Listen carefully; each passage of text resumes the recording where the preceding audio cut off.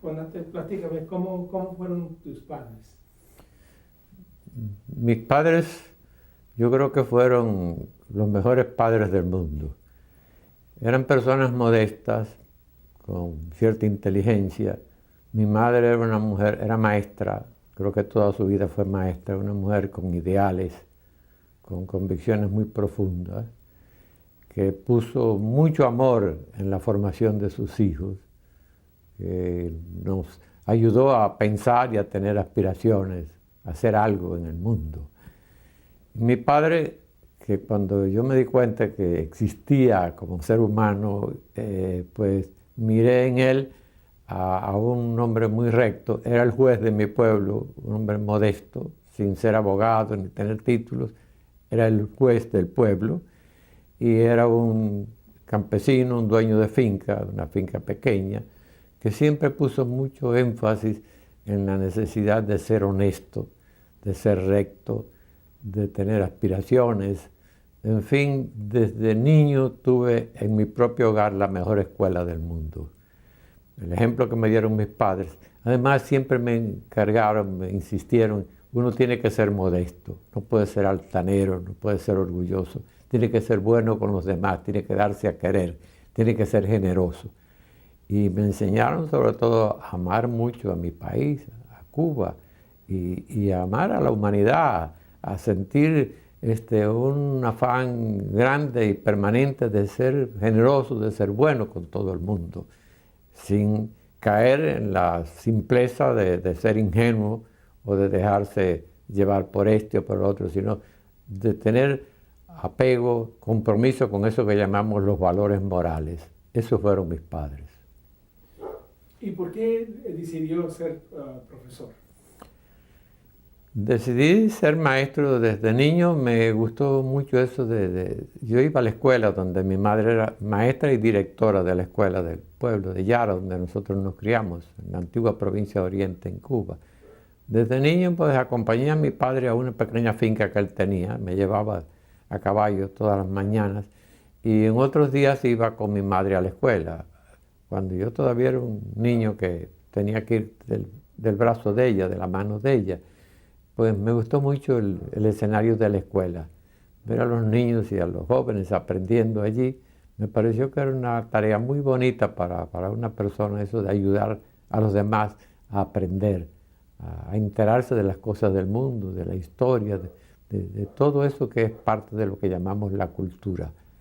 Así que desde bien temprano creo que se formó en mí la vocación de ser maestro.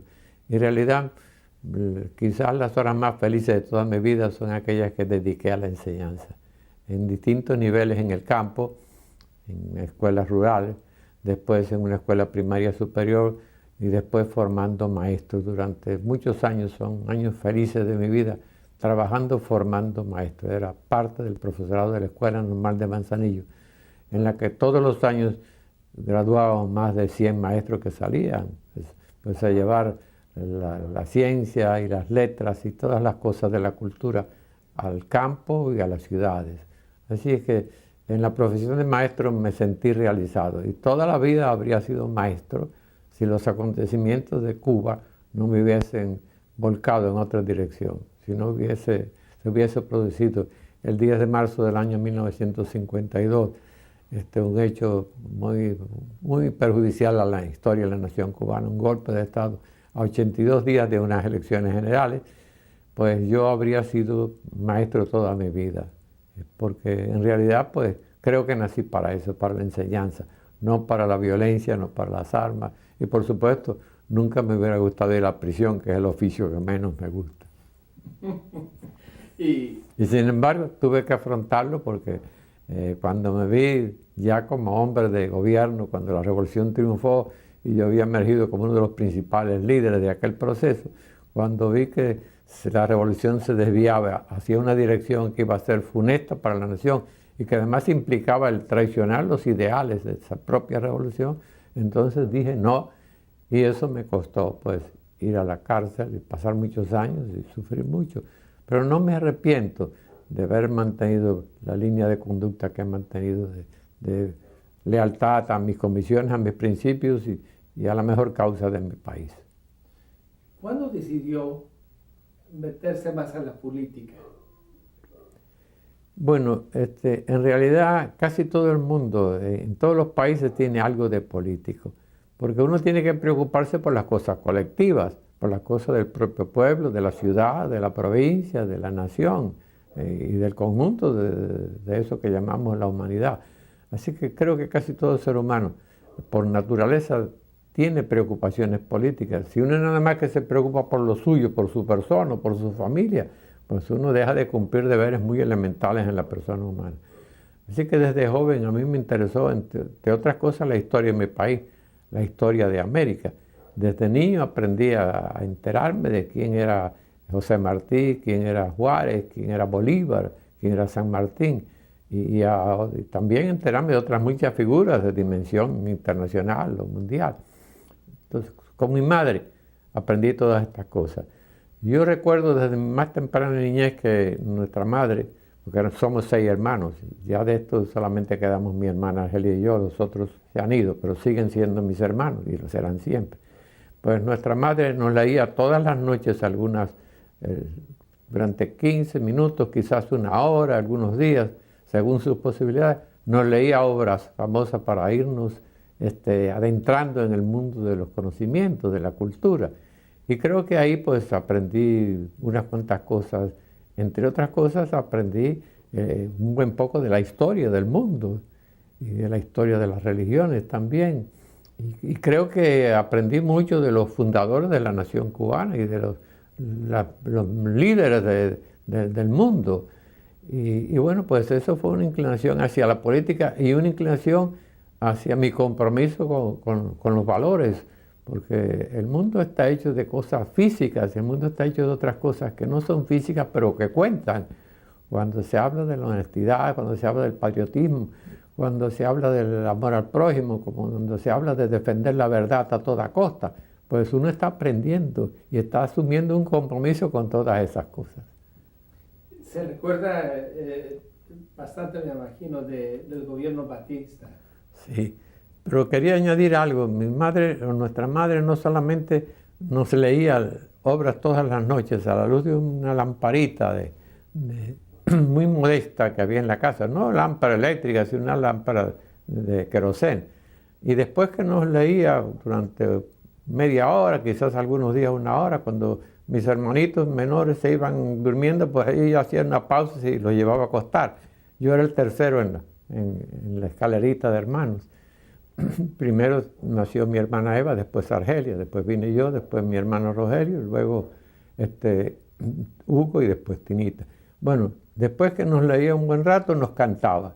Y por supuesto, tenía una voz, a nosotros nos parecía muy linda y no dejaba de ser una voz muy bonita. Cantaba canciones muy lindas y cuando ya cada uno se iba a dormir, pues lo iba llevando a la cama. De modo que recibí una formación mis hermanos y yo recibimos una formación muy positiva, muy sana, muy constructiva. Y yo he dicho más de una vez que si yo no hubiera vivido la vida que he vivido fiel a ciertos principios, pues yo habría sido principalmente desleal a mis padres. Y eso pues hubiese sido para mí algo terrible, ¿no?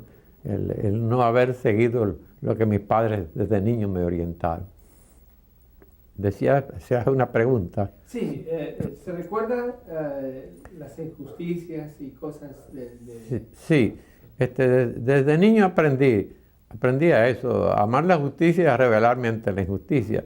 Y bien temprano en mi vida, no en los primeros años, pero sí ya cuando tenía como 12 años, recibí un golpe que me alertó mucho, mucho acerca de la problemática social.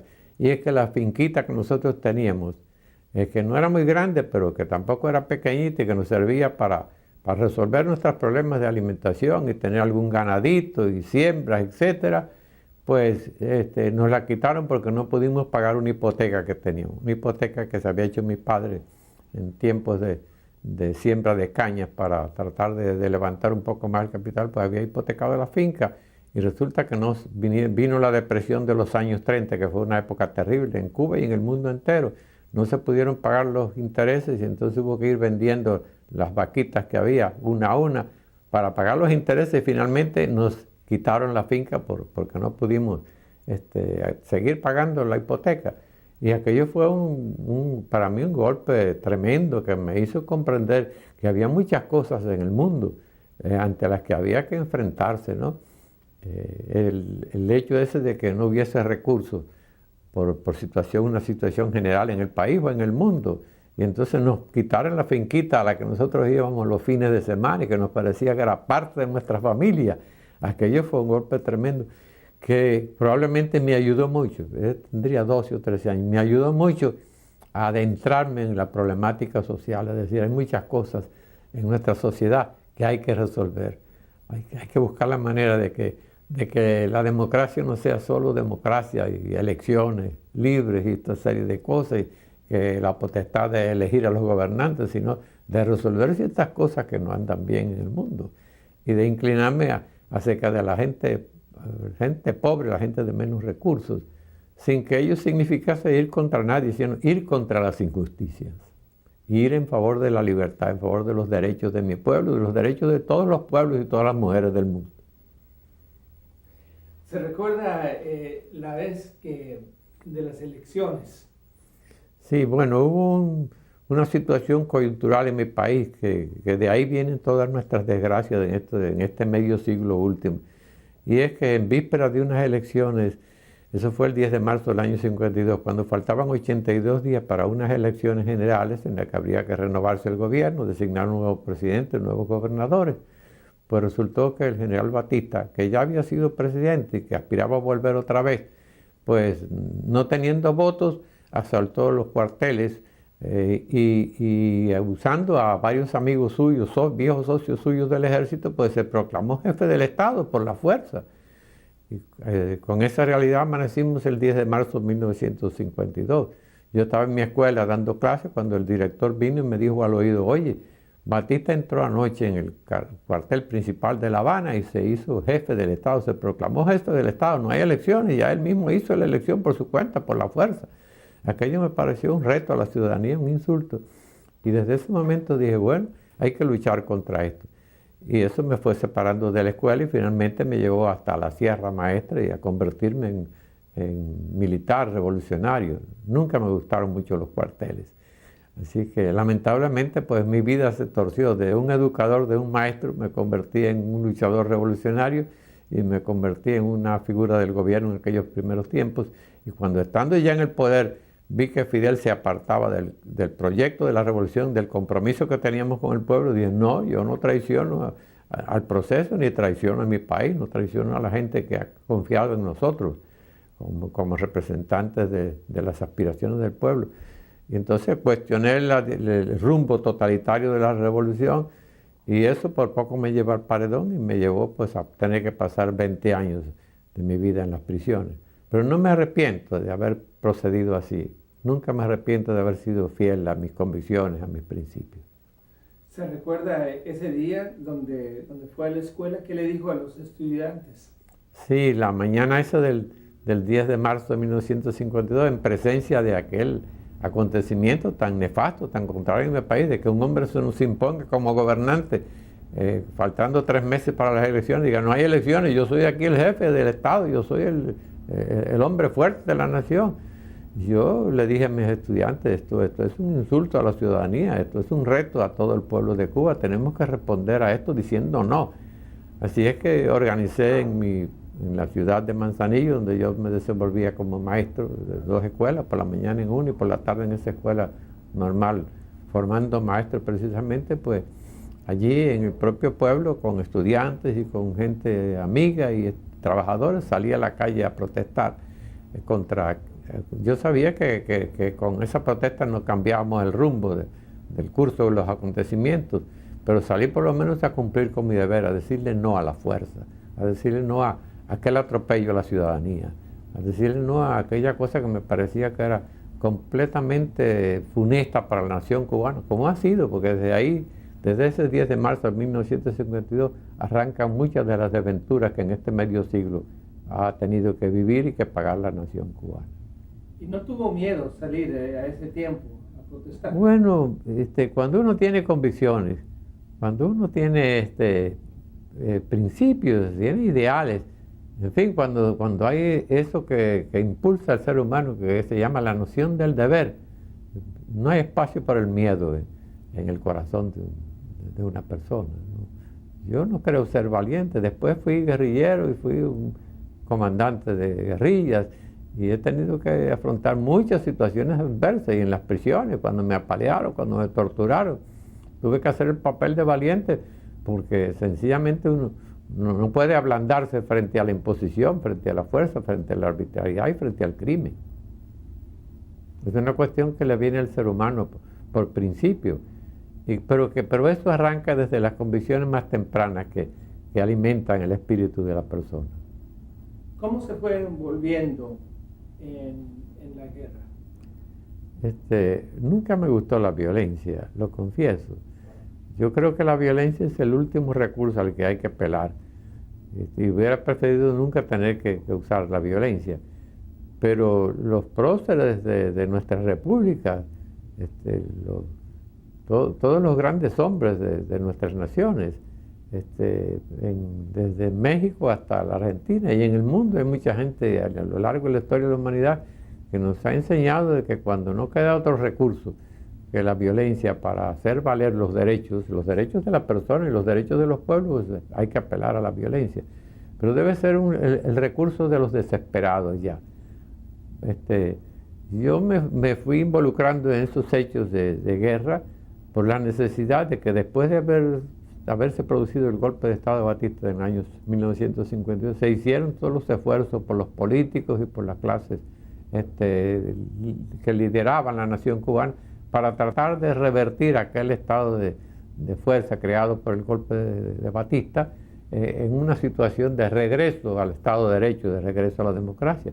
Pero esos esfuerzos fueron infructuosos. Batista, dueño del poder, no quiso ceder a ningún tipo de solución y no quedó otra alternativa que el alzarse, que el rebelarse. Y eso lo hizo el pueblo de Cuba casi en su totalidad, ¿no?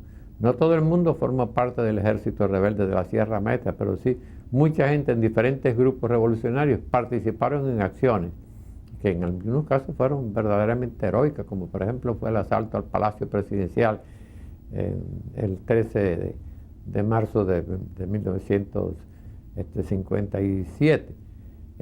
Así que hubo muchos hechos a lo largo de esos años en los cuales pues el pueblo se manifestó contrario a la imposición de la fuerza y yo era parte de ese pueblo, así que paso a paso fui involucrándome en acciones para cambiar la situación que teníamos en el país. Si un individuo, un político o un militarote se encarama en el poder y dice yo soy el jefe del Estado y ustedes como pueblo no significan nada, yo he decidido por mí gobernar esta nación, eso es un reto a toda la ciudadanía y uno se siente obligado a responder, o de lo contrario bajar la cabeza y aceptar como el esclavo, como el pobre individuo que no tiene noción de lo que es el derecho, pues aceptar una imposición de la fuerza, ¿no? Una imposición de la fuerza que lleva a menoscabo en la condición moral del ser humano. ¿Cómo fuiste conociendo a Castro y a bueno, todos los demás? Ese capítulo de mis relaciones con Castro es otra parte lamentable de mi vida. Empiezo a decirte que si yo hubiera pensado, imaginado o estuviera convencido de que Castro iba a ser un individuo perjudicial a la nación cubana, nunca le habría dado la mano, nunca lo habría ayudado a triunfar. Castro se presentaba como un idealista, como un revolucionario con una gran noción del deber, como un gran servidor de la nación cubana, y en esa época difícil de la imposición del golpe de Estado de Batista, pues emergió como gran líder a raíz de su asalto al cuartel Moncada. Yo siempre tuve ciertas reservas con respecto a Castro y en la medida que me identifiqué con él y le fui ayudando, pues esas reservas conocieron. Pero Castro es un artista simulando. Hablaba y se presentaba como un verdadero adalid, como un defensor de los ideales de nuestro pueblo, como un representante genuino de la aspiración del pueblo cubano de vivir en libertad. Y así fue engañando a todo el mundo. Y por eso pues yo le ayudé sin darme cuenta lo que después podía venir para Cuba. Tuve mis reservas, repito, pero es un individuo que presenta las cosas, la mentira la viste con los colores de la verdad y la verdad con los colores de la mentira.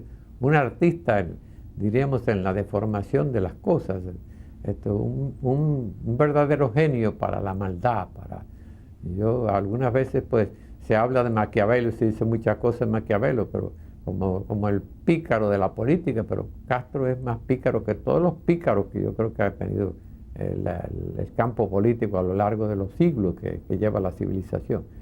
Y como es un hombre así, pues pudo aparecer como el líder de la nación cubana, le ayudamos, y después que llegamos al poder, pues de acuerdo con su hermano y con Guevara, fue organizando una conspiración para entregarle el poder al Partido Comunista y convertirse él en un lacayo de la Unión Soviética, en un, digamos, un personaje mercenario al servicio de la Unión Soviética, y dijo y volvió a decir y ha dicho hasta el día de hoy que él es marxista-leninista. Eso es mentira. Castro no es nada. Castro lo que es un gran ambicioso con un talento muy especial y condiciones de líder que pudo apoderarse de la nación cubana y convertirle en un pobre feudo, en una cárcel grande, en esa cosa catastrófica que es Cuba hoy.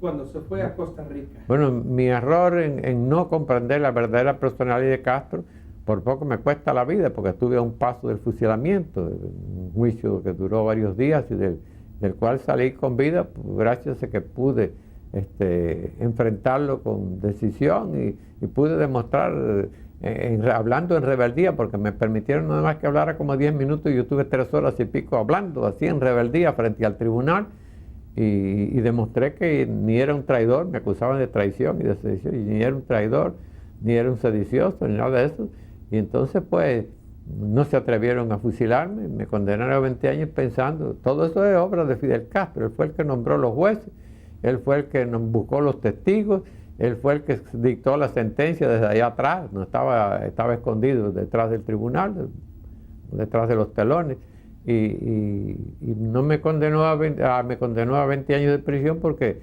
era un absurdo condenarme a pena de fusilamiento cuando todos los presentes, que eran precisamente casi todos militares, me aplaudieron en mi defensa. Yo no soy un traidor, yo he sido leal a mi país, leal al proceso. Lo que no quiero es que esto se convierta en una terrible noche para la nación cubana, como en definitiva ha acontecido con estos años de castrismo. Entonces, pues a las prisiones fui, y convencido de que no me iban a ablandar, ni de que me iba a llenar de odio. En la prisión aquello fue terrible, me hicieron horrores, tortura, me rompieron huesos, me dieron no sé cuántas palizas. Además me tuvieron mucho tiempo completamente incomunicado en calabozos y hasta obligándome a respirar humo de petróleo en una galera de castigo. Que por prodigio, por milagro de Dios estoy vivo todavía, pero en realidad me destruyeron mis pulmones. En uno de los exámenes que me hicieron, el examen de rayos X, el médico me dijo, el médico de la propia seguridad del Estado me dice, usted no puede fumarse un cigarro más, tiene destruido su pulmón. Digo, nunca he fumado un cigarro, son ustedes en los calabozos de castigo donde me han tenido obligado a aspirar humo de petróleo durante 5 años. Fueron 20 años, pero durante 5 años me estuvieron aspirando humo de petróleo todos los días de una cocina que funcionaba mal, una cocina grande, y el humo lo proyectaba en ese lugar de castigo. Así que me hicieron muchas cosas terribles. Pero Dios ha querido que conserve la vida hasta el día de hoy, que pueda en mi testimonio, en mi libro, contar todas estas cosas y unas cuantas de cómo se desvió el proceso hacia esta cuestión totalitaria que ha ensombrecido a Cuba y que ha convertido a nuestro país en una miseria, en una nación en desastre. ¿Se acuerda cuando se fue a Costa Rica a comprar las armas? Sí, bueno, como parte de mi aportación al proceso revolucionario, yo en una oportunidad que quise ir a la sierra después de haber estado ya al servicio de la lucha insurreccional en la Sierra Maestra, pues decidí irme por mi propia cuenta a Costa Rica a buscar armas para la sierra. Y bueno, fue un esfuerzo, parecía un sueño, pero hay cosas que se hacen así por propia voluntad. Y además, si hay algo que he aprendido a lo largo de mi vida, una de las lecciones que he aprendido a lo largo de mi vida, es eso, que uno nunca puede considerar que es demasiado pequeñito como para no realizar acciones buenas, acciones de cierta envergadura. A mí se me ocurrió cuando estaba en la clandestinidad en Cuba, quise ir a la sierra y Fidel me mandó a decir, después de haber prestado valiosos servicios a la Sierra Maestra, sin ser uno de sus combatientes, desde el llano. Entonces él dijo, quiero ir allá y convertirme en guerrillero. Y dice, bueno, si vienes con un arma te aceptamos. Desarmado no, porque aquí tenemos muchos desarmados. Y entonces se me ocurrió, yo estaba clandestino en Cuba, la policía política me estaba buscando para matarme. Pues entrar en una embajada e irme, escogí el país Costa Rica con la esperanza de reunirme con Figueres y acercarme a Figueres, ser su amigo y decirle, ayúdenme a buscar armas para la Sierra Maestra. Y todo lo que parecía un sueño salió así, ¿no? Me fui a Costa Rica, yo era profesor, me ofrecieron trabajo allá, pero no quise trabajar porque yo tenía una misión allí. No quise trabajar como profesor, más bien busqué la manera de relacionarme con la gente del gobierno hasta que llegara al presidente Figueres y le dije, en la Sierra Maestra en Cuba hacen falta armas. Y me dice, bueno, ya yo he mandado armas para allá, probablemente no las hayan llevado, pero algo así como yo no puedo seguir dando armas, ¿no? Entonces pues le mandé una carta a Fidel diciendo, nosotros, un grupo de cubanos y yo tenemos unas cuantas armas ya, probablemente tendríamos como 2 toneladas de armas y municiones, eran muchísimas, pero si le dije a Fidel, si usted le manda una carta al presidente Figueres, pues tal vez nos ayude con más, o nos dé más, porque hasta ese momento Figueres no había puesto nada en el esfuerzo nuestro, las armas que teníamos eran de nuestros propios recursos. Y entonces pues Fidel mandó la carta con un mensajero, me la entregaron a mí, me mandó una carta para mí, yo me fui a ver a don Pepe Figueres y don Pepe Figueres me dio pues, unas cuantas armas más y completamos nuestra expedición, un avión nos fuimos para la sierra. Todo salió como obra de milagro porque el avión aterrizó con un accidente tremendo, se rompió el tren de aterrizaje, se desbarató una hélice, se robó una hélice, pero no nos matamos y llevamos nuestro cargamento. Y entonces se inició mi vida de guerrillero. En el primer encuentro con Fidel fue muy feliz, me abrazó y me felicitó y todo, pero después ya tuvimos una primera discusión porque me dice, ahora tú te vas afuera a traer más armas. Digo, no, este esfuerzo no es solo mío, venimos un grupo de 8 cubanos, yo tengo que compartir la suerte de ellos, me quiero quedar aquí. Y me dice, no, aquí mando yo, lo tuyo es seguir trayendo armas. Digo, no, eso es una cuestión moral. Yo vengo con estos compatriotas míos que me han ayudado a organizar todo esto no es obra mía solamente, yo me tengo que quedar al lado de ellos. Y entonces me dice olímpicamente, pero en la sierra mando yo. Digo, yo no estoy discutiendo su autoridad, lo que estoy diciendo es que esto es una cuestión moral y me voy a quedar aquí. Y bueno, pues entonces me dijo así despectivamente, está bien, yo les pondré un jefe. Parece que él pensaba que a mí me interesaba ser jefe, ¿no? Y lo que son las cosas, a los poquitos días ya se dio cuenta de que yo era un guerrillero eficiente y entonces me llamó y me ascendió y después me hizo jefe de guerrilla y después me hizo comandante y después era uno de sus principales figuras. Pero como no me presté a seguir con él en la traición a la revolución y a Cuba, en su empeño de convertirse en amo de la nación y en representante de Moscú en Cuba, para imponer al país el sistema totalitario, pues entonces trató de eliminarme, ¿no? Y me hizo pasar los años de prisión en los que ya hemos hecho referencia. En fin, Dios ha sido muy generoso conmigo. Dios ha querido que pueda contar toda esta historia y que pueda estar en este momento delante de tanta gente valiosa, por lo que pues tengo pues, mi gratitud inmensa y que hoy esté también con la esperanza todavía de ver a mi país regresar a la libertad y a la democracia. Vamos a